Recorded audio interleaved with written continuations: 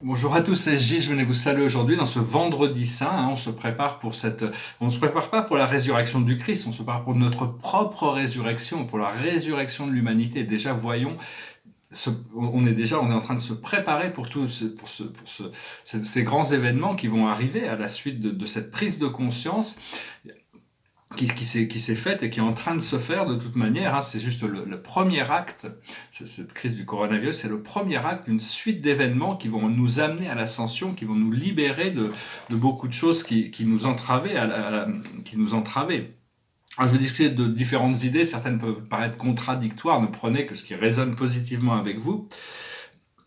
Et parce que c'est pas vraiment les mots qui sont utilisés, les mots peuvent être déceptifs, mais c'est la vibration qui est derrière. Si les gens sont, quand on est sincère, nos mots ont plus de pouvoir que quand c'est juste un procédé mental qu'on a appris par cœur pour pouvoir faire pour pouvoir des fois obtenir ce que l'on veut grâce au sophisme, l'art de l'oratoire qui nous permet de manipuler les consciences. Mais bon, on n'est plus vraiment dans cette conscience, on est vraiment sur ce retour sur la sincérité, laisser tomber les masques.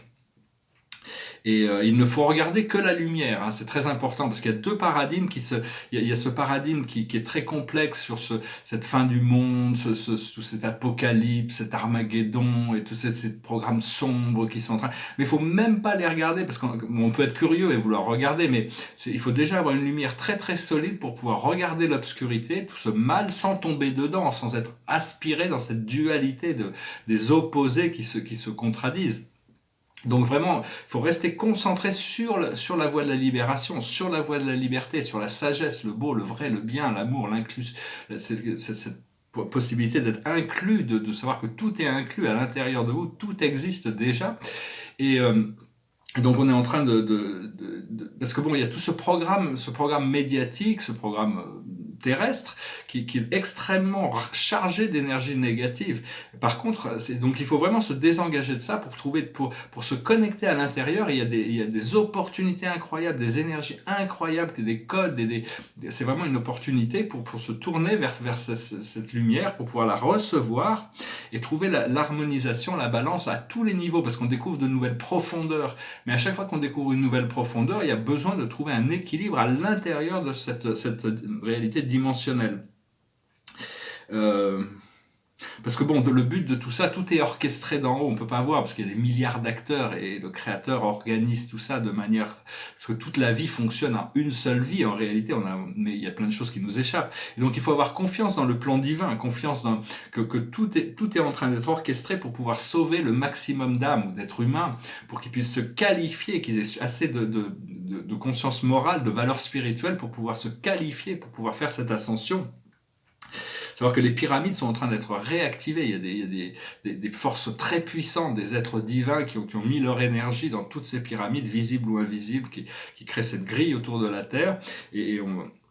Il y a des êtres dans l'univers, des êtres spirituels qui ont des pouvoirs incroyables qu'on ne pourrait même pas imaginer, et des attributs divins, et ils ont choisi, ils sont là en assistance pour assister ce procédé d'évolution, ce qui fait que ça garantit la victoire de la lumière. Il ne faut même pas remettre en question la lumière de Dieu, notre lumière éternelle, la lumière, votre être véritable, est incassable, immortel, indestructible, infaillible. Le plan divin ne peut jamais, il peut être, il peut y avoir des délais, mais il ne peut pas échouer. Donc il faut vraiment être sûr de ça. Il n'y a aucune raison de douter de ça.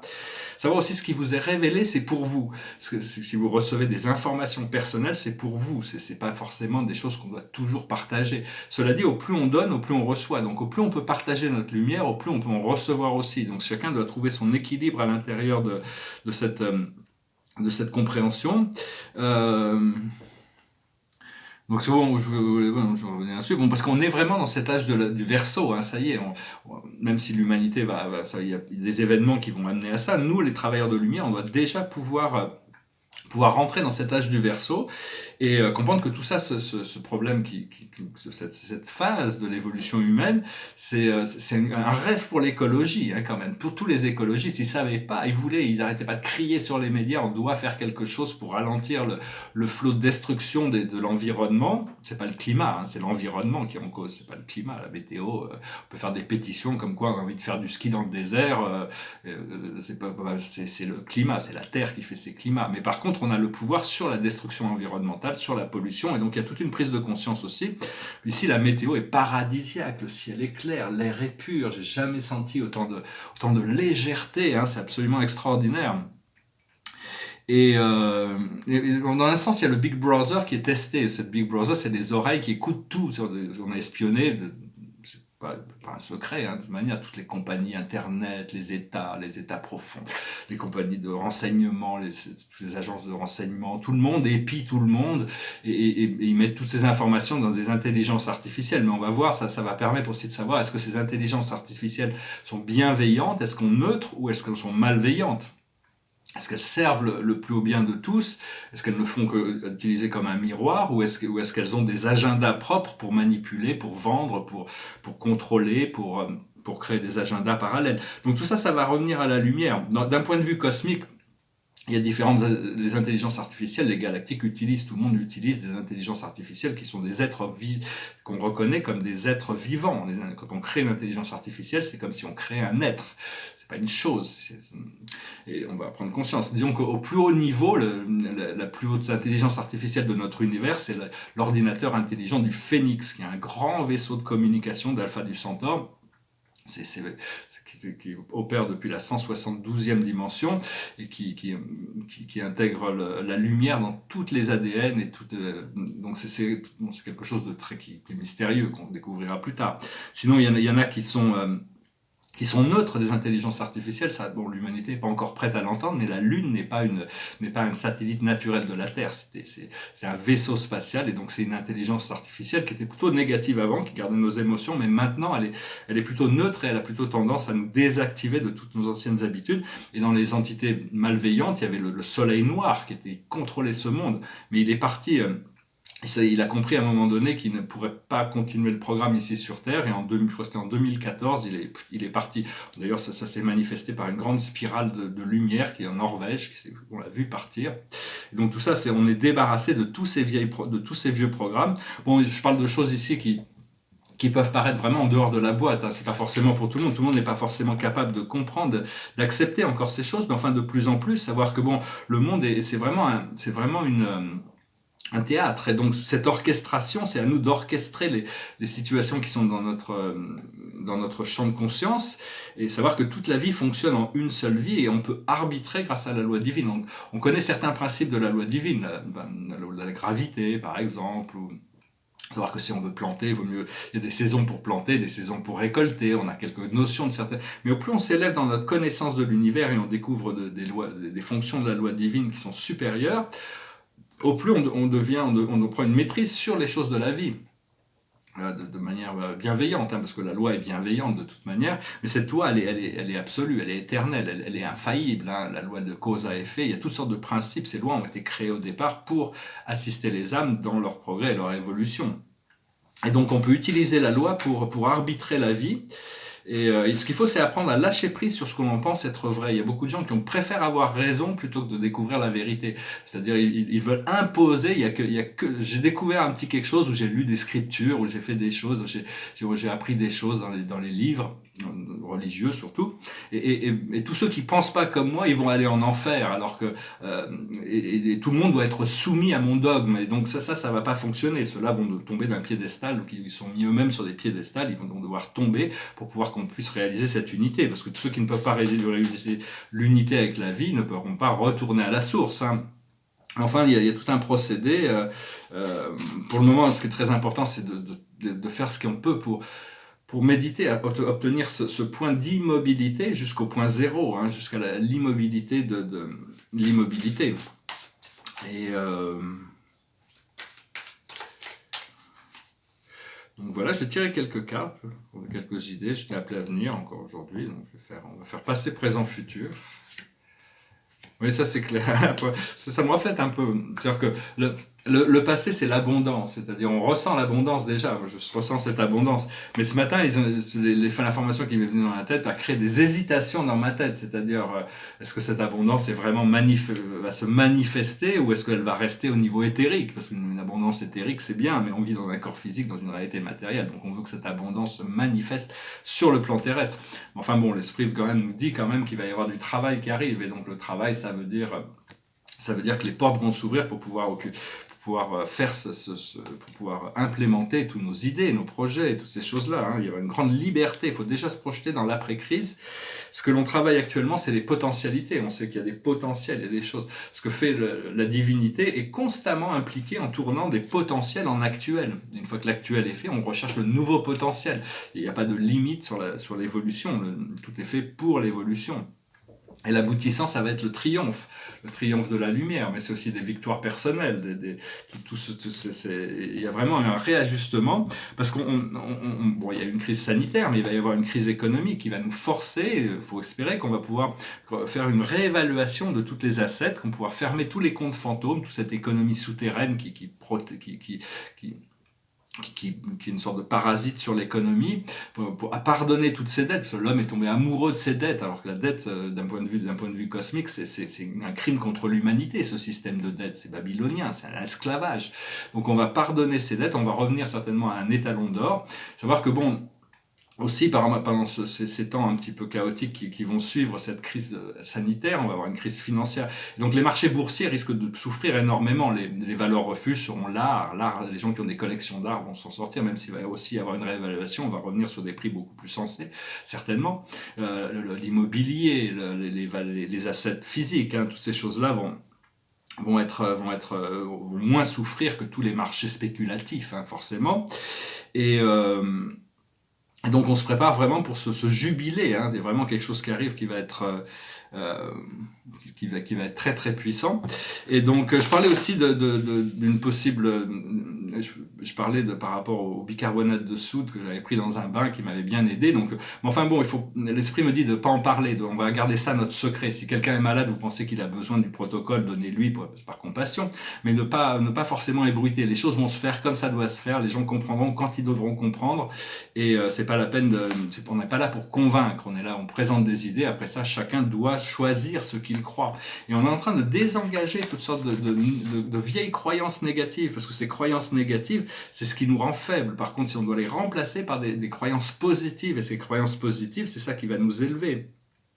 Vous pouvez avoir la foi de cette protection de l'esprit et des guides, de vos guides, hein, et demander à ce que la lumière descende sur vous, demandez à ce que la lumière descende sur vous. Et la lumière que vous recevez, il y a toutes sortes de fréquences de lumière, de couleurs de lumière, c'est la fréquence qui est complètement parfaite pour ce que vous avez besoin actuellement. On n'est pas tous les mêmes, on ne reçoit pas tous la même lumière, mais cette fréquence de lumière, c'est la fréquence de lumière de votre ascension, quelle que soit cette fréquence, cette couleur de lumière.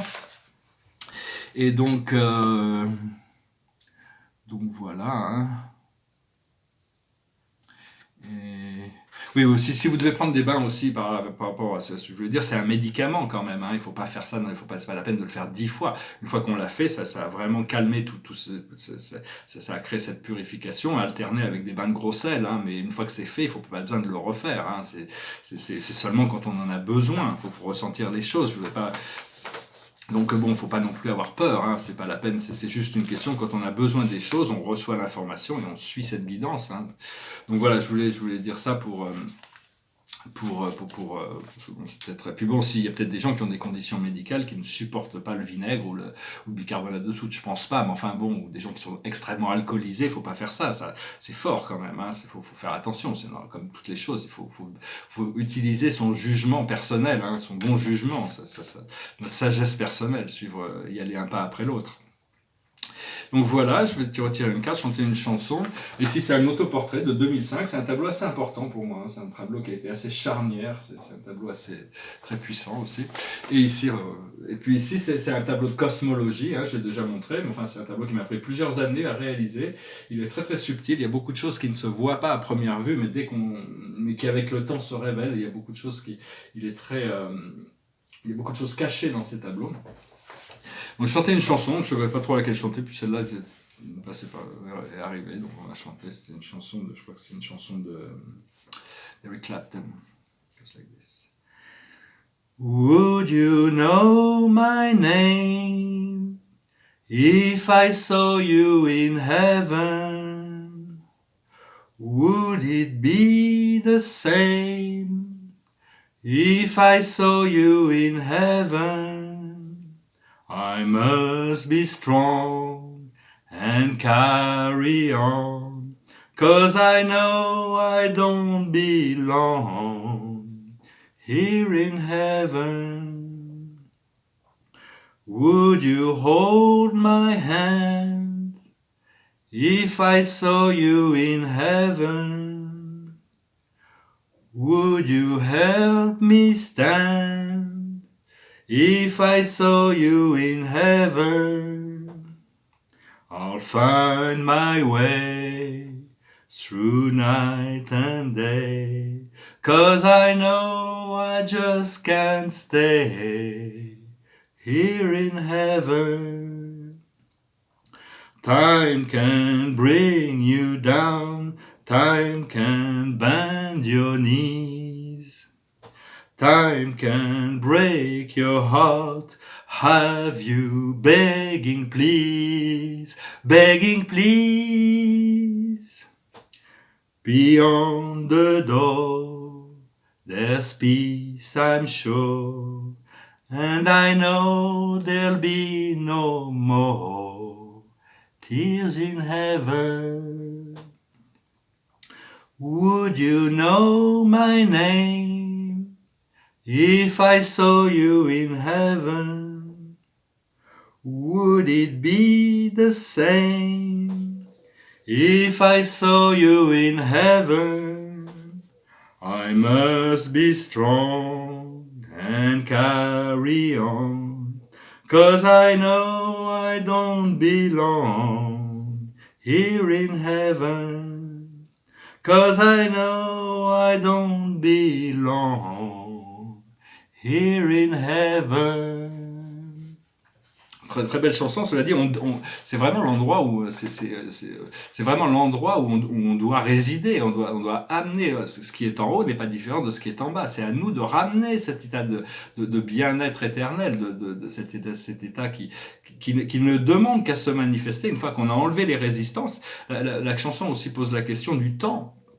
Le temps, ça peut paraître très cruel. Le temps, n'existe pas en réalité. C'est juste les séquences d'événements. Mais le temps est accéléré d'un point de vue linéaire. Le temps est accéléré, ce qui veut dire que le temps est compressé. Il y a plus d'événements dans chaque moment, alors que le temps peut être étiré, où il y a très peu de choses qui se passent dans les moments. Mais actuellement, le temps est en train de se compresser et on va jusqu'au moment où il va complètement disparaître. C'est la fin des temps. Et cette fin des temps, on va émerger au point zéro vers quelque chose de complètement nouveau. On va découvrir l'instant présent. Et donc voilà, je t'ai appelé à venir aujourd'hui. J'espère que vous passez une bonne journée. On se prépare pour tous ces changements. Et la carte de la journée, c'est les cœurs fidèles. Faut rester fidèle à soi-même. Il faut rester fidèle à ce qu'on aime. Il faut rester cette idée de garder la direction pour continuer à rester bien dans cette direction du cœur. Le cœur ne nous trompe jamais. Il peut nous emmener dans des endroits des fois qui peut nous sembler vulnérables, mais il faut vraiment éliminer toutes les peurs et toute la négativie du cœur. Ce chakra du cœur a besoin d'être pur pour rayonner, pour briller, pour aimer, et c'est à partir de là qu'on peut recevoir la guidance et suivre cette voie qui va nous libérer. Voilà, je vous remercie, je vous salue, j'espère que n'hésitez pas à me laisser des commentaires, ça me fait toujours plaisir. Je vous dis à bientôt, namasté.